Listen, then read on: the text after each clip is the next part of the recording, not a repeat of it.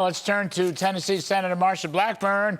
Welcome, Senator Blackburn. As always, ma'am, it's fabulous to see you. So I want to play some sound about this unity business. Here's, I think it's Tim Scott in an interview with Breitbart. Take a listen, please, ma'am. The race is already over. And politically speaking and figuratively speaking, there are dead people walking. It is time for this Republican Party to focus only on one person, and that is eliminating Joe Biden by electing Donald Trump. All right, Senator Blackburn, dead people walking, according to Tim Scott. It's an interesting phrase. I'm sure he meant it metaphorically. But does it look to you like basically this is all over? It is so important, Larry, that we unite behind President Donald Trump and make certain that he wins. And I am truly delighted to see so many of those who have run against him now coming and standing shoulder to shoulder with him. And yes, indeed, it is time for us to move to the general election phase of this. And, you know, any dollar that we spend on primary opposition when there is no path for anyone else to get the Republican nomination, no path. So any dollar that is spent is a dollar that can't be spent, and it's time that can't be spent talking about why we should elect President Donald Trump and why we need to defeat Joe Biden and the Democrats. So that time has come. It is time for us to unite behind President Donald Trump. It is time for us to focus on taking the U.S. Senate, keeping the U.S. House, making certain that we do well in state elections for governors and state senates and state house. It is time for the Republican Party to run strong and focus on that general election, focus on that message, and focus on electing President Donald Trump.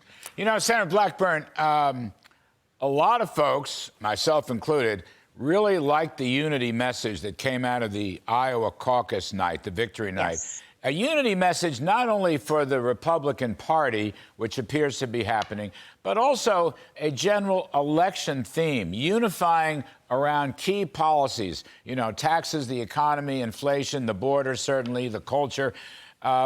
Former President Trump said, you know what, success would be a great unifier. And I think that's a very important theme, but I wanted to get your take on it. It's a relatively young theme for President Trump, but I think he's on to something. I do, and I think the speech that he gave in Iowa was very gracious. I think that it is hit the right tone for what the American people are wanting to hear.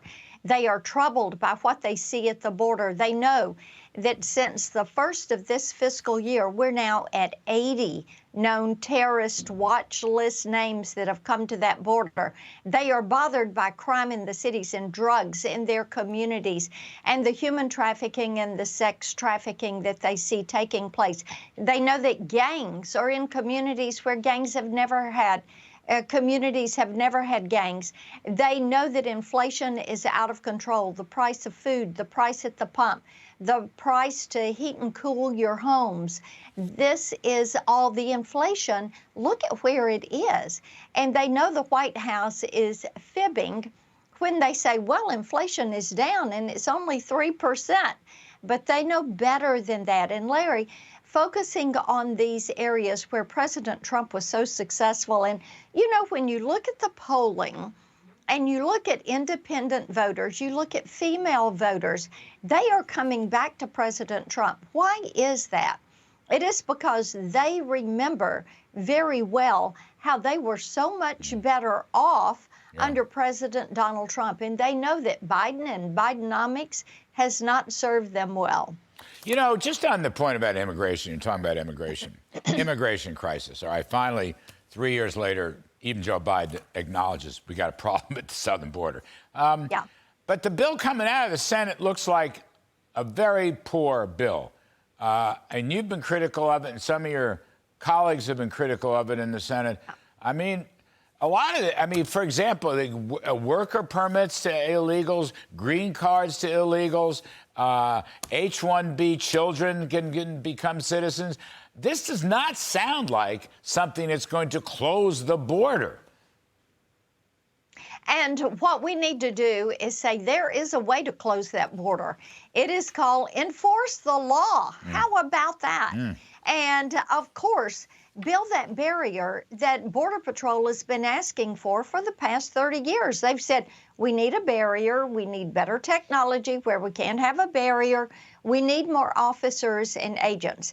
And of course, we need to deal with the asylum provisions, we need to deal with parole. But you have to stop the influx. There were 302,000 people that came to the border in December. They raised their hands and said the word asylum. And so now they've been waved into the country. Larry, this has to stop. And I have legislation that would allow the states to protect that border. It's called the Container Act. We also know that what the American people are saying is we do not want to see anything done that would make illegal entry legal. Anytime you want to make illegal immigration legal, what you are doing is emboldening the cartels. And right now, nobody comes to that border without paying the cartel. So we need to secure the border. We need to be resolute in that. And we need to stop saying this administration needs to stop this business of trying to make illegal immigration legal. Yeah, I mean, what caught my eye was all this business. Immediate work permits to illegals released in custody. Can't do that. I mean, that could be 8 million people. And I mean, it just doesn't make any sense at all. And last one, you have criticized the White House. There looks like they're trying to move money from veterans to the border. I don't understand. You know, why would anybody want to do that? What's the point of that? Hurting the veterans in order to help the border, which, by the way, the border stuff is mostly facilitation money. It's not close the border money. Well, and what we've been very concerned about is what we found out VA was doing, spending millions of dollars on referrals to community care for illegal immigrants and on claims processing for illegal immigrants. Larry, we have a case backlog at the VA right now today of 1 million U.S. veterans who cannot get health care. They cannot get their benefits. They are in the queue waiting, and the VA is spending time and money on processing and access to health care for illegal immigrants. I want you to think about this. They are putting them in front of our veterans.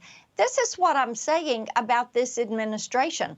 They're doing everything they can. They're jumping through hoops trying to find ways to make illegal immigration legal. Yep. This is another reason we need President Donald Trump back in the White House, because he secured that border.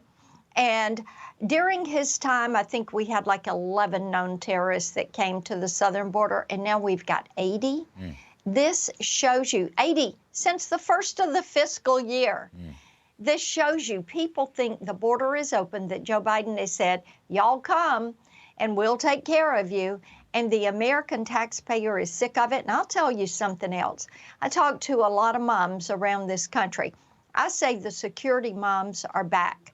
Job security, national security, border security, economic security. It is top of mind for them. All right. Terrific stuff, Senator Marsha Blackburn. As always, man, we appreciate it. Take care.